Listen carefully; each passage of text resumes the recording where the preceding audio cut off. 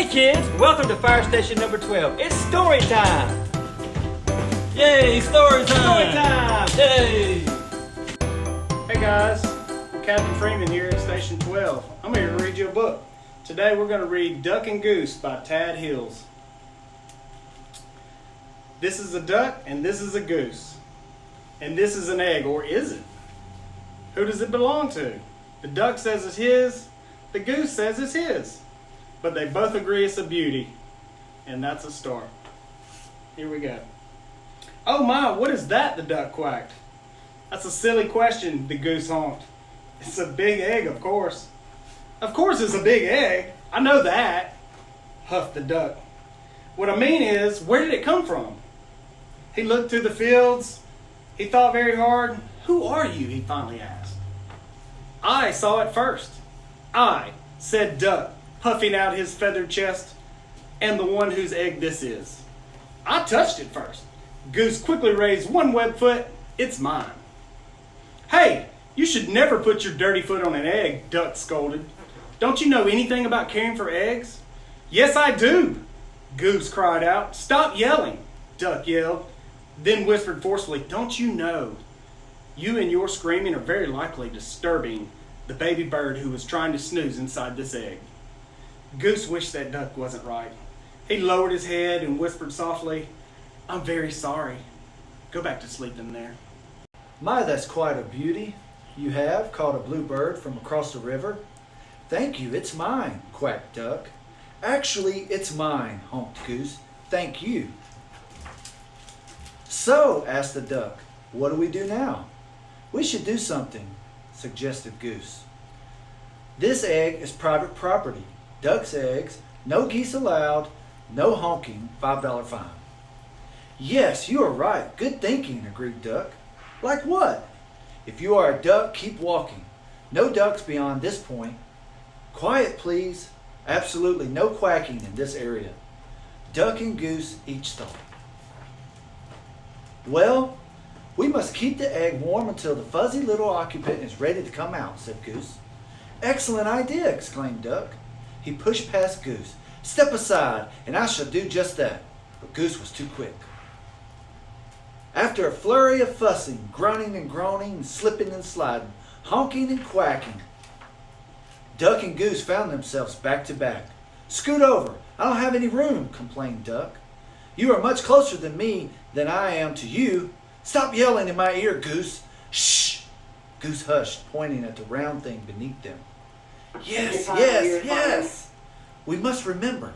Quiet, quiet, quiet. We mustn't disturb the little one. And so they sat, very still and very quiet, waiting. For a long time they waited. They listened to the crickets chirp and the frogs burp. I am going to teach this baby bird to quack like a duck, Duck boasted. Well, I'm going to teach it to honk like a goose, Goose honked back. I'm going to teach this baby bird to waddle, Goose added. So am I, Duck said. They heard the pitter-patter of the rain. I'm going to teach this baby bird to swim, Duck said. Me too, Goose said. To pass the time, they sniffed wildflowers in the warm sun and shared breadcrumbs while Goose taught Duck to honk. They watched the sunset in the sky, and Duck taught Goose to quack. They counted the stars in the night sky. Let's teach our baby to fly, said Goose. Good idea, said Duck. I'm sure baby will be fast learner, said Duck. If it takes after you and me, I'm sure you're right, said Goose. Together they waited until, did you feel that, Duck? Duck nodded. Yes. Did you feel that, Goose? Goose nodded. It's time, Goose. It's time, Duck squawked. Quickly, Duck slid down and started running in circles around the egg. What should we do now? He hollered. I think we should remain calm, Goose yelled back. Excuse me, a little voice called out. Duck stopped. In all excited confusion, he failed to notice the bluebird kicking the egg. Can I play too? She asked. Play? This is no time for play, Duck yelled. This is no time for games, yelled Goose. And what's that kicking? I was only trying to get your attention, said the little bird. Well, you got it, Duck huffed. False alarm, Goose. Back to work. Can't you see that we are very busy here? Goose explained to the bluebird. "This is a serious business. This is perhaps the most important moment of our lives." "Oh my, I am sorry," apologized the bluebird. "I had no idea. I just thought that maybe I could play with your ball.